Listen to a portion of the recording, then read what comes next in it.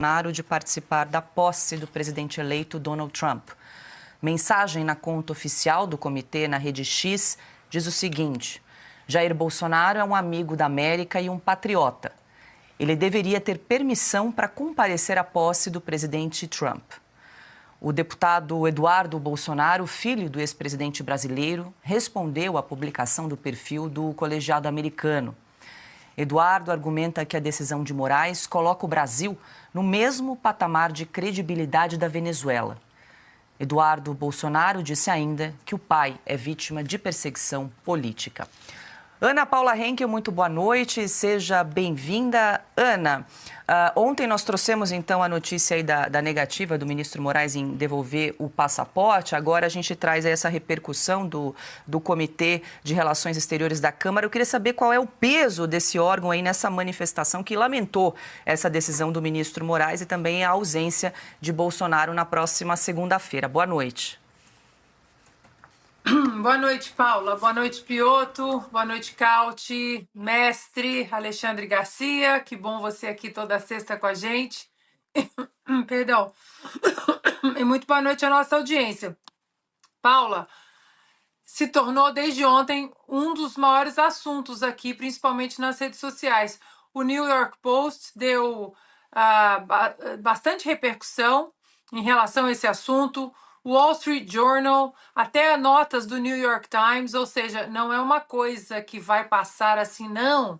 Imagina, é a posse do presidente mais importante do planeta. Quem vai falar de Bolsonaro? Pois estão falando. E como você muito bem trouxe aí o print, né, da manifestação do Comitê para Assuntos Internacionais da Casa dos Representantes, esse comitê ele é diretamente ligado ao Marco Rubio, o que é agora o novo secretário de Estado do governo Trump.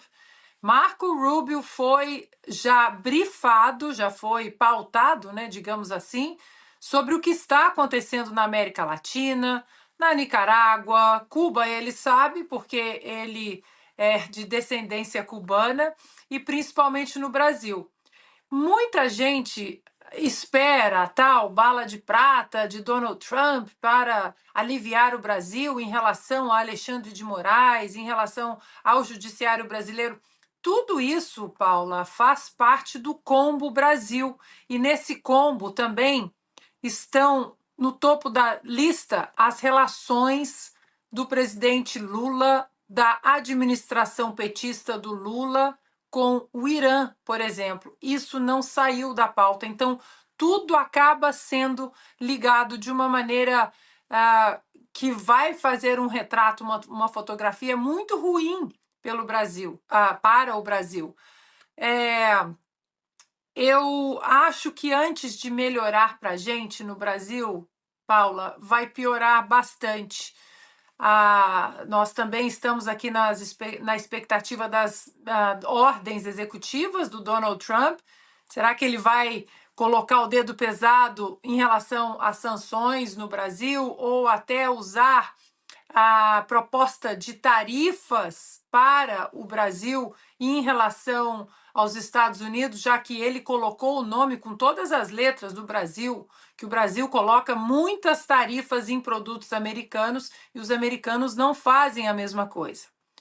Então, Paula, é muito ruim toda essa fotografia do Brasil de 2025 do Lula.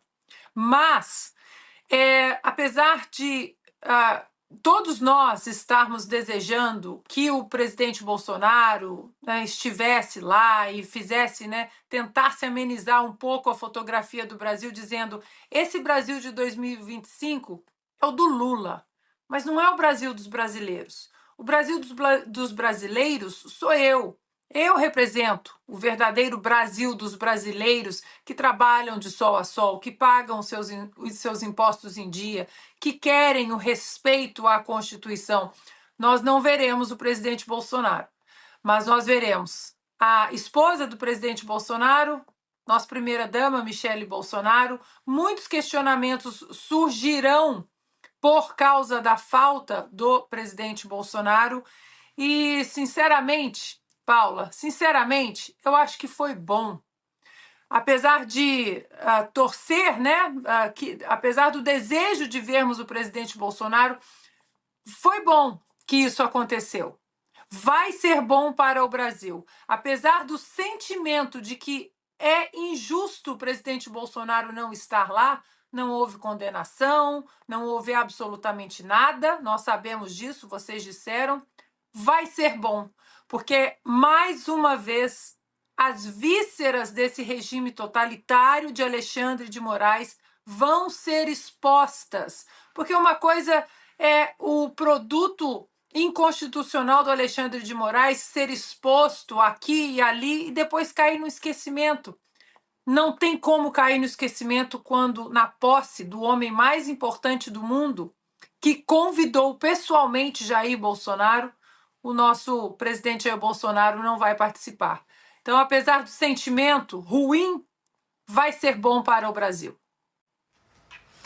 E a comitiva de parlamentares de oposição ao governo Lula, que estará na posse do presidente eleito Donald Trump na próxima segunda-feira, contará ao menos com 21 deputados federais. Entre os nomes estão Eduardo Bolsonaro, Bia Kicis e Gustavo Gayer. No dia da posse, a comitiva de parlamentares vai acompanhar a cerimônia em frente ao Capitólio, em Washington, a partir das 2 horas da tarde, pelo horário de Brasília.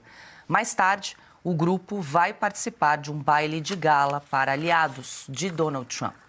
Carlo Cauti, muito boa noite, seja bem-vindo. Você já está escalado para a cobertura especial aí da posse de Donald Trump. Revista Oeste fará uma cobertura especial a partir da 1 da tarde, horário de Brasília. Vamos acompanhar, vamos até ver se conseguimos falar com alguns deputados que estarão lá. Ana também fará cobertura especial direto de Washington.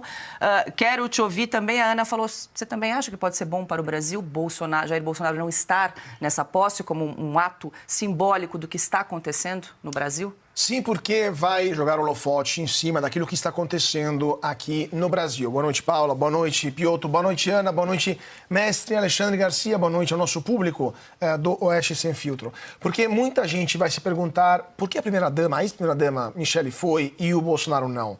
Mas qual é a razão jurídica para isso? Se justifica do ponto de vista constitucional, do procedimento penal, o que está acontecendo no Brasil? Já que temos um histórico não exatamente exaltante, que a própria mídia americana começou a relatar sobre excessos do STF, é só pegar as últimas matérias do Wall Street Journal, até o Financial Times escreveu isso. O New York Times, que é bastião da esquerda americana, escreveu uma matéria crítica, mais ou menos 2 anos atrás, sobre Alexandre de Moraes.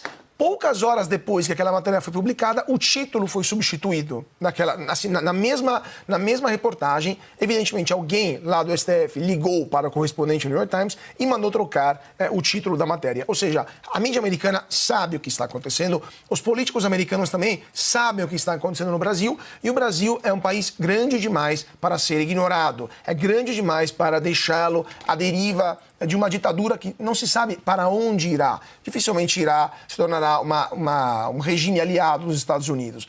Então, é óbvio que a ausência do ex-presidente Bolsonaro, concordo com a Ana, é positiva para a situação do Brasil, porque joga um holofote gigantesco de Washington diretamente em cima de Brasília, porque muita gente vai se perguntar o que está acontecendo no Brasil. E a presença de quase 20 deputados federais, quase todos de oposição, também será muito positiva, porque eles conversarão com seus colegas americanos, com seus homólogos americanos, e eles explicarão, por exemplo, para quem fará parte da Comissão de Relações Internacionais, da Câmara, mas ainda mais do Senado americano, que é aquela que define a política externa americana, explicarão a situação no Brasil, contarão o que está acontecendo, dirão, por exemplo, que temos jornalistas no Brasil com passaporte retido, que não está na lei um negócio desse, explicarão que temos um grave problema de liberdade de expressão no Brasil e de perseguição contra membros da oposição.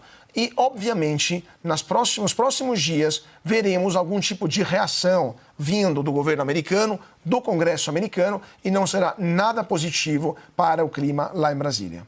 Alexandre, quero te ouvir também. Importante esse grupo aí de pouco mais de 20 deputados da oposição que vão marcar presença aí na posse de Donald Trump, também para relatar, conversar com os parlamentares americanos e trazer um pouco mais do panorama do que ocorre aqui no Brasil? O que aconteceu, essa negativa de passaporte para o Bolsonaro, confirma todo o relatório, todo o relato que esses mesmos deputados já levaram ao Congresso americano, à Casa de Representantes. Agora, eu queria aproveitar para perguntar para a Ana se ela está acompanhando um jogo de futebol amanhã na Flórida. Matias Lacava é um venezuelano, jogador de futebol. Ele é filho do governador do estado de Carabobo, né? E esse governador é ligado ao Maduro. Então, advogados da Flórida fizeram uma ação para que fosse cancelado o visto desse jogador, que permitir a entrada de pessoas antidemocráticas que apoiam ditaduras, né, e que não querem saber da liberdade de expressão, da liberdade do povo, seria uma agressão àqueles venezuelanos que estão dando a vida, arriscando a vida em defesa da democracia. Porque eu acho interessante isso, porque, por exemplo, aumentaram a recompensa por Maduro, né, a prisão de Maduro.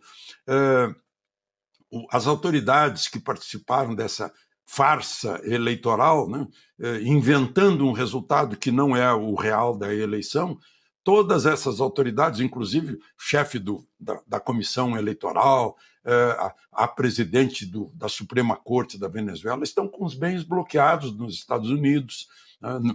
Certamente não têm mais visto para os Estados Unidos, estão sofrendo sanções pessoais. A gente falou aí em sanções alfandegárias e tal, que pega a nação inteira, inclusive prejudica a população. Mas essas são sanções penais. Ana, qual é a possibilidade de sanções penais contra pessoas que atacam a democracia, a liberdade de expressão, a liberdade do povo? Alexandre, tem se discutido muito isso aqui. Inclusive, há um projeto já que agora vai tramitar na casa com maioria republicana, a nova casa e o novo Senado com maioria republicana também, da Maria Salazar, também da Flórida. E esse projeto, Alexandre, é exatamente para caçar vistos pessoais daqueles que demonstram essas veias autoritárias contra democracias pelo mundo. E no projeto, Alexandre, está o nome de quem? Alexandre de Moraes, aquele que hoje demonstra para o mundo essa batida autoritária contra a nossa Constituição no Brasil, e cita ali também, Alexandre, isso que é importante, porque o nome do Alexandre de Moraes e todos aqueles que insistem em cometer esses atos inconstitucionais, os americanos estão ligando isso com os direitos humanos, não apenas autoritários que estão violando constituições, o que já é gravíssimo, mas violando direitos humanos.